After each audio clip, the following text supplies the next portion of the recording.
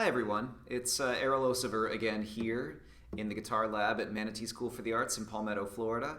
Our last lesson was just talking about how to properly hold the pick, and to recap what we said there, we wanted to make sure we leave kind of an open grip with the fingers, and we want to keep our wrist relatively relaxed. And now that we can do that, the next step is to talk about how to really strum properly with good technique. So the very first thing I want to talk about is when you strum, the physical movement of it, it really should be much more from the wrist more than anything else. If your elbow moves at all, it should really just kind of be an extension of the wrist. The wrist is really kind of where it all comes from. So with your guitar kind of in place like this, try just sort of resting your forearm on the guitar and just kind of turning your wrist over like this without really moving your elbow much, because that's very similar to what the movement is going to feel like when you're actually doing it on the guitar. So you notice when I do that, my elbow really moves very little. It comes much more from the wrist, and again, my wrist is very relaxed because if I'm clenching the pick, it's going to give me a really kind of ugly, unpleasant, heavy sound, and that's not really what we want. So it's a much nicer sound, it's a much clearer sound, and it's much more physically relaxed when we play this way. So the pattern that I'm going to show you guys does incorporate a tiny bit of music theory and covering some fundamental basics here.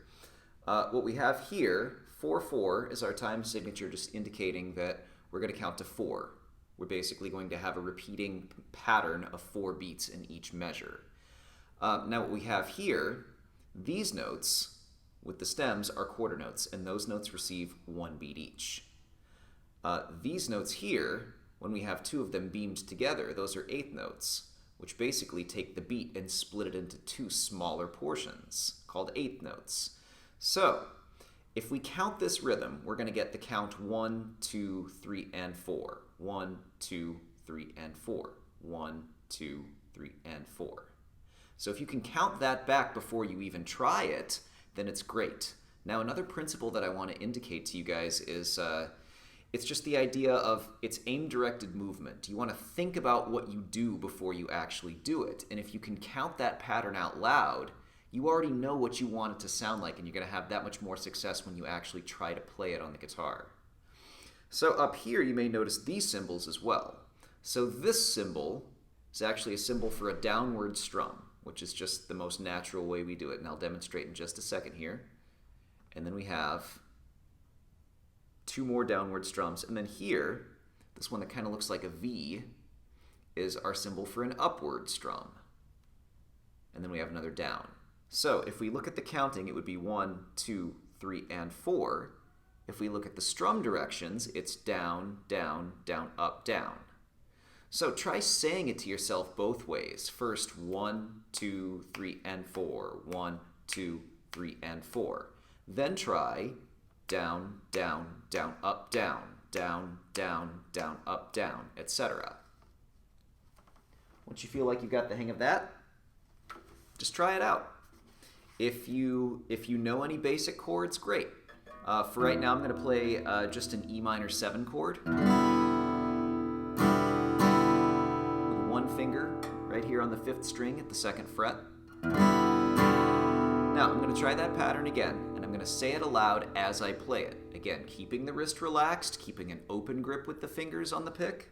And we have 1, 2, 3, and 4. 1, 2, 3, and 4. 1, 2, 3, and 4. 1, 2, 3, and 4. Down, down, down, up, down. Down, down, down, up, down. Down, down, down, up, down. Down, down, down, up, down. So, again, this is a really simple, easy, relaxed pattern. If you feel like you're getting an unpleasant sound, it's probably because, again, you may just be gripping the pick a little too tightly or having a little bit too much tension in your wrist. So your wrist should be very loose, very relaxed, and it'll give you that nice, pretty, clean sound. So here it is a couple more times.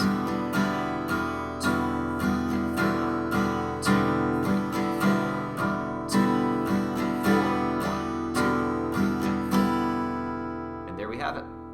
Thanks you guys for watching, and make sure to subscribe. My Instagram, Twitter, and my Facebook page are all Erol Oz Music. So thank you guys for subscribing. I hope you tune in next time.